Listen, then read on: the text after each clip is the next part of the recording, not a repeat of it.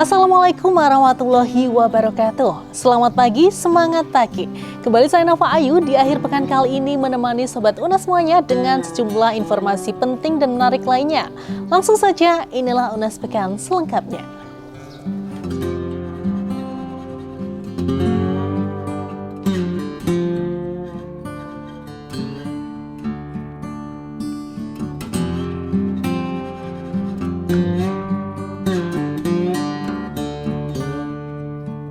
Menjalankan kewajiban Tridharma perguruan tinggi, yakni pendidikan, penelitian, dan pengabdian, UNES lepas para mahasiswanya terjun ke masyarakat.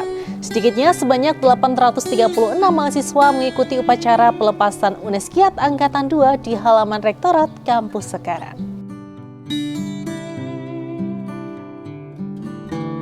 Menerapkan ilmu pengetahuan dan teknologi guna mencari solusi akan permasalahan di masyarakat. Sebanyak 836 mahasiswa UNES Giat kedua secara simbolis dilepas Kepala LP2M Universitas Negeri Semarang. Digelar di halaman gedung Rektorat, para mahasiswa akan menjalankan pengabdian selama 2 bulan lebih dengan mengusung misi mulia atas program unggulan pemerintah terkait stunting hingga program internasional PBB yakni mensejahterakan masyarakat dunia. Untuk KKN-nya dari saya sendiri diplottingkan di Klaten ya. Jadi untuk misinya nanti di sana kita diminta untuk ikut serta mengembangkan potensi yang ada di sana. Semisal di sana potensinya di wisata, berarti kita di sana memberikan program kerja yang mana bisa mengembangkan potensi yang ada di sana, semisal seperti wisata seperti itu. Di UNES ini mempunyai dua program, yaitu yang pertama UNES Stunting, lalu yang kedua ini adalah SDGs. Jadi kita salah satu dari setiap desa ini bisa memilih antara program stunting maupun program dari SDGs sendiri. Bukan hanya sekedar menyelesaikan program kuliah kerja, giat mahasiswa ini juga diharapkan mampu memberi kontribusi nyata hingga kemajuan bagi desa serta lingkungan sekitar. Ini kan kita melepas mahasiswa untuk menerapkan IPTEK, ilmu pengetahuan dan teknologi serta keterampilan yang mereka selama ini dapatkan di kampus untuk bisa diimplementasikan untuk membantu mencari solusi yang ada di masyarakat. Oleh karena itu, ini adalah merupakan suatu program yang sangat baik dan ini menjadi program unggulan UNES karena di dalam program KKN UNES Giat kedua ini juga punya misi yang mulia, yaitu melaksanakan program pemerintah untuk menurunkan angka stunting dan juga kemudian melaksanakan program internasional yaitu program PBB terkait dengan pelaksanaan Sustainable Development Goals. Penerapan etika dan adaptasi budaya di lingkungan masyarakat, UNES menitip pesan agar mahasiswa selalu menjaga nama baik kampus. Faktor lingkungan hingga kesehatan di tengah grafik COVID-19 pun juga patut diwaspadai untuk menjadi perhatian mahasiswa. Sandi Priawan, Andika Kurniawan, UNES TV melaporkan.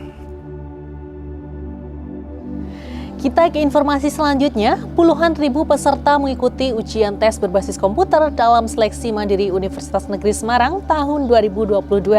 Bahkan, dalam pelaksanaan tes kali ini, UNES memberikan kebijakan kepada para peserta untuk memilih melaksanakan tes secara luring dari rumah masing-masing.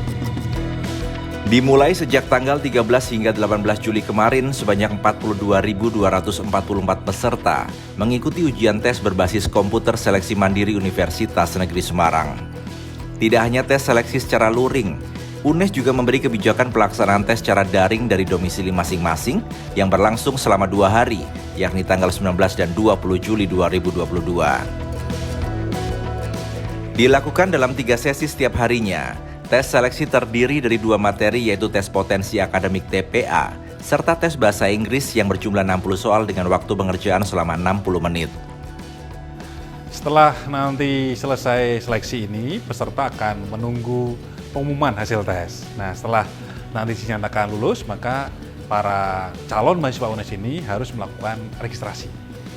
Jadi, tahapannya ikut tes dulu, setelah ikut tes dia lulus, setelah lulus dia harus registrasi agar dia mendapatkan kartu sebagai mahasiswa UNES. Guna mendukung pelaksanaan seleksi mandiri yang mengakomodasi lebih dari 40.000 peserta, UNES menyediakan 300 perangkat komputer per sesi di gedung UNES Digital Center. Jumlah peserta yang kian tahun terus meningkat menunjukkan tingginya minat masyarakat untuk dapat kuliah di UNES.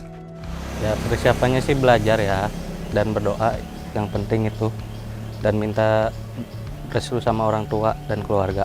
Oke, ini pilihan jurusannya apa sih yang dipilih di UNES? Teknik informatika sama teknik sipil. Terus kenapa pilihannya ke UNES? Ya, udah di kampus impian dari dulu sih Kak. Kuota penerimaan mahasiswa jalur seleksi mandiri masih sama seperti tahun sebelumnya, yakni sebesar 30%. Itu artinya akan ada 3.187 peserta yang dinyatakan lolos dan akan menjadi mahasiswa UNES. Retno Wiratmi, Denny Effendi, UNES TV melaporkan. Universitas Negeri Semarang siap mendirikan program studi dan fakultas baru, yakni Fakultas Kedokteran. Secara keseluruhan, kualifikasi persyaratan pun telah dipenuhi sehingga tidak dalam waktu lama lagi, prodi maupun Fakultas Kedokteran segera diresmikan. Setelah melewati serangkaian pemenuhan syarat pendirian dan menjalin kerjasama dengan instansi terkait, kini UNES melakukan diskusi terfokus bersama Ketua Konsil Kedokteran Indonesia, Dr. Putu Modaarsana. Rektor UNES Profesor Dr. Fatur Rahman M. Hum saat memberikan sambutan sekaligus membuka acara, menyampaikan bahwa UNES sangat optimis tahun ini dapat mendirikan prodi kedokteran. Dalam kesempatan yang sama, Dr. Putu Modaarsana mengungkap sejumlah fenomena yang menjadi tantangan dalam menjalankan pendidikan di bidang kedokteran dan kesehatan. Salah satunya banyak mahasiswa alumni kedokteran yang sekedar bergelar dokter pada ijazahnya saja. Namun di satu sisi mahasiswa kurang mampu mengaplikasikan ilmunya pada kondisi lapangan. Untuk itu Dr. Putu Moda berpesan kepada UNES bahwa besar harapan FK UNES dapat menjadi solusi atas permasalahan tersebut. Proses pembelajaran menjadi satu keunggulan UNES untuk menjadikan prodi kedokteran sehingga menghasilkan dokter yang unggul. Muhammad Fauzan, UNES TV melaporkan. Rektor Universitas Negeri Semarang, Profesor Dr. Fatur Rahman M. Hum melepas 1 pelatih dan 4 atlet UNES yang mewakili Indonesia dalam ASEAN University Games tahun 2022 di Thailand. Semangat juang dan kerja keras atlet serta ofisial selama ini diharapkan mampu menuai hasil yang maksimal. UNES kembali ikut ambil bagian dalam gelaran ASEAN University Games mewakili Indonesia dengan mengirim 1 pelatih serta 4 atlet. UNES yakin keempat mahasiswa tersebut mampu meraih medali emas berdasarkan prestasi yang dimiliki sebelumnya. Bahkan keempat mahasiswa kebanggaan UNES ini pun juga telah lama ditempa dalam pemusatan dan latihan untuk AUG 2022. Target menjadi motivasi dalam meraih prestasi, termasuk mengibarkan merah putih di luar negeri. Untuk itu, Profesor Dr. Fatur Rahman M. Hum menyampaikan dukungan dengan memberikan bantuan beasiswa bagi yang berprestasi di kancah internasional dan akan didorong untuk melanjutkan pendidikan S2. Muhammad Fauzan, UNES TV melaporkan. Implementasi pendidikan anti korupsi pada perguruan tinggi, Komisi Pemberantasan Korupsi atau KPK kunjungi Universitas Negeri Semarang. Diterima langsung Rektor UNES Profesor Dr. Fatur Rahman M. Hum, UNES siap berperan optimal dalam melaksanakan Tridharma perguruan tinggi yang selaras dengan nilai-nilai anti korupsi. Tim Komisi Pemberantasan Korupsi KPK berkunjung ke Universitas Negeri Semarang dalam rangka koordinasi teknis terkait program implementasi pendidikan anti korupsi pada perguruan tinggi. Diterima langsung oleh Rektor UNES Profesor Dr. Fatur Rahman M. Hum, UNES berkomitmen kuat untuk menjadi pendukung terdepan KPK dalam upaya pencegahan dan pemberantasan korupsi di Indonesia. Prof. Fatur mengatakan pihaknya berusaha mengambil peran secara optimal dalam melaksanakan Tridharma perguruan tinggi yang selaras dengan nilai-nilai anti korupsi. Dalam bidang pendidikan misalnya, UNES kerap menyelenggarakan pendidikan anti korupsi di berbagai fakultas yang terintegrasi dalam nilai konservasi. Selain itu, UNES juga telah memiliki Pusat Kajian dan Pendidikan Anti Korupsi PKPAK yang berada di bawah naungan Fakultas Hukum. Pusat kajian ini secara produktif melakukan telaah terhadap upaya pemberantasan korupsi di Indonesia, termasuk memformulasikan pendidikan anti korupsi di berbagai jenjang pendidikan. Muhammad Fauzan, UNES TV melaporkan. Sebelum menutup UNES pekan kali ini, saya ajak Anda untuk mengenal lebih dekat salah satu program studi yang pertama kali menyelenggarakan proses pembelajaran pada tahun 2001. Beberapa minggu kemarin, saya pun berkesempatan melihat ragam sudut yang ada di program ini. Dan berikut program studi S1 Teknik Arsitektur dalam segmen Kenalan Yuk!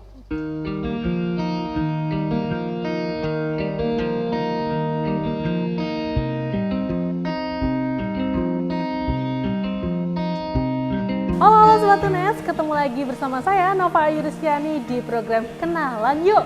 Nah, kalau lihat hasil-hasil karya kayak gini, udah tahu dong pastinya aku lagi ada di mana.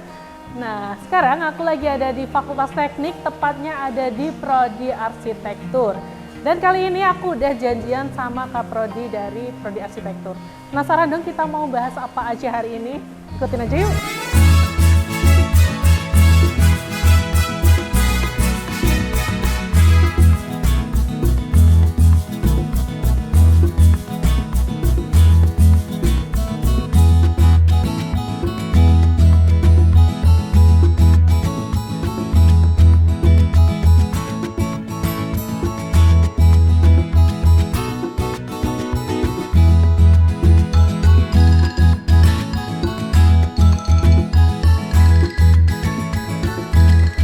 Nah, jadi hari ini kita akan membahas tentang Prodi Arsitektur nih Pak. Jadi apa sih Pak sebenarnya Prodi Arsitektur itu? Jadi secara singkat saya sampaikan bahwa Prodi Teknik Arsitektur UNES ini adalah program studi yang mendidik mahasiswa yang nantinya akan menjadi seorang profesional, bisa menjadi arsitek ataupun profesi-profesi lain yang berkaitan dengan itu. Selama perkuliahan apa saja yang akan dipelajari oleh mahasiswa di Prodi Arsitektur, Pak? Kalau kaitannya dengan perkuliahan, tentu banyak sekali mata kuliah yang diajarkan ya. Yang paling utama di sini adalah mata kuliah studio perancangan. Jadi mulai dari semester 1 sampai semester 6, kemudian diselanjutkan sampai semester 7 dan semester 8 di akhirnya. Itu adalah tugas akhir yang mana pada mata kuliah itu mereka akan dituntut, mereka akan difasilitasi, diberdayakan supaya bisa merancang suatu objek arsitektur. Mulai dari yang sederhana, tentu saja sampai yang cukup kompleks gitu seperti ya, itu ya. Nah, jadi apa basic yang harus dimiliki calon mahasiswa arsitektur nih Pak? Kalau saya nggak bisa gambar, saya bisa nggak sih Pak masuk arsitektur gitu? Jadi seperti pada fak yang lain ya, itu paling tidak kan mahasiswa itu punya keinginan, punya passion. Jadi seorang calon mahasiswa itu punya passion di bidang seni, terutama menggambar ya. Jadi kemampuan dalam hal spasialnya, itu biasanya kalau mereka pintar menggambar, itu biasanya mempunyai kemampuan spasial yang bagus. Kalaupun gambarnya itu katakannya belum bagus, itu masih bisa diasah. Seperti juga keterampilan yang lain itu masih bisa dipelajari, masih bisa diasah, kemudian nanti dia akan bisa menyelesaikan pendidikannya di program studi teknik arsitektur seperti itu. Jadi gak khawatir kalau misal saya gambarnya jelek, gak apa-apa lah ya, dicoba aja nanti pas kita kuliah akan diajari seperti itu ya. Paling tidak kalau memang punya passion ke sana, itu tentu saja ini akan memperbaiki diri di pihak kampus, ini akan didorong terus supaya meningkatkan kemampuan. Kemudian dari pihak diri sendiri, ini juga ada, karena kan ini disenangi kan, ini passionnya kan, otomatis ini akan mengembangkan diri. Sehingga walaupun mungkin pada saat awal itu nggak kelihatan ya bakatnya ya, tapi nanti lama-lama toh itu bisa seperti itu. Pak, yang menjadi salah satu pertimbangan seorang calon mahasiswa atau mahasiswa itu sendiri adalah tentang prospek kerja ke depannya.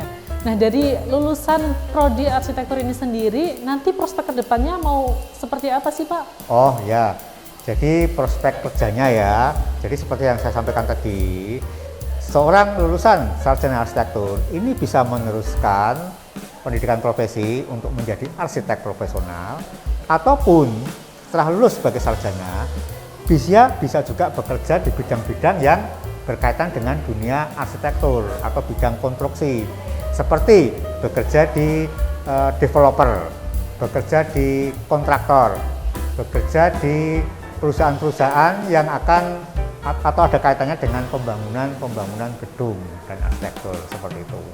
Oke, jadi mungkin bahkan sebelum lulus kuliah pun mereka bisa berlatih ya Pak.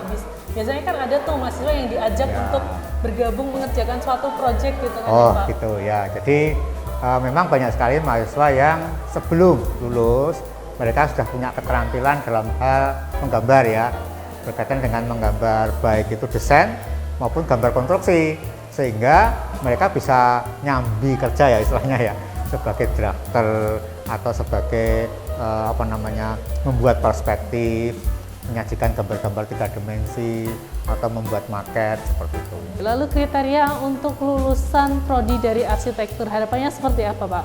Harapannya setelah lulus sebagai sarjana, tentu saja nanti para alumni ini ada semacam standarnya ya, jadi ada capaian lulusan bagi mahasiswa itu mereka paling tidak ya pasti harus bisa mengungkapkan ide perancangannya dalam bentuk gambar, dalam bentuk lesan, dia juga bisa terampil dalam menjelaskan maupun dalam bentuk tulisan. Jadi kemampuan nanti akan diwujudkan dalam bentuk gambar, lesan maupun kemampuan dalam hal menulis berkaitan dengan apa? Rancangan suatu karya arsitektur. Jadi pikiran saya salah nih. Saya berpikir arsitektur ya udah penting bisa gambar aja lah gitu. Ternyata enggak ya Pak, banyak sekali kemampuan yang tentu harus saja seperti dimiliki. S1 yang lain ya, kemampuannya itu kan tetap merata ya, tidak hanya di bidang gambar saja, dia harus bisa menjelaskan secara oral, dia juga harus bisa menulis ya karya rancangannya dalam bentuk tulisan seperti itu. Kalau nanti dia berprofesi sebagai arsitek kan dia harus promosi, gitu harus juga presentasi, ya, itu kan yang harus dipunyai oleh para lulusan sarjana arsitektur. Nah mungkin yang terakhir ini adalah pesan dan juga harapan dari Bapak untuk para calon mahasiswa nih Pak yang masih bingung untuk memilih prodi apa sih, atau bagi para calon mahasiswa yang berminat di prodi arsitektur Pak. Kalau kaitannya dengan pesan-pesan ya untuk calon mahasiswa atau para lulusan sekolah menengah atas ya, kalau ingin mendaftar di prodi arsitektur itu paling enggak Anda harus punya passion ya, punya passion di bidang arsitektur. Anda punya ya paling enggak bakat seni, punya bakat spasial ya. Spasial itu artinya keruangan, pemahaman akan keruangan. Itu yang Anda miliki. Dalam arti apa ya? Nanti mungkin ada yang bakatnya menonjol, ada yang mungkin sedang, ada yang kurang. Itu enggak apa-apa. Yang penting Anda punya passion, kemudian punya ketekunan untuk menyelesaikan nantinya pendidikan di arsitektur. Karena selama ini memang ada juga mahasiswa yang tidak mampu menyelesaikan dalam waktu 4 tahun. Ya, kalau begitu ya bisa saja nanti diselesaikan dalam waktu ya 5 tahun, 6 tahun, tapi jangan lebih dari 7 tahun.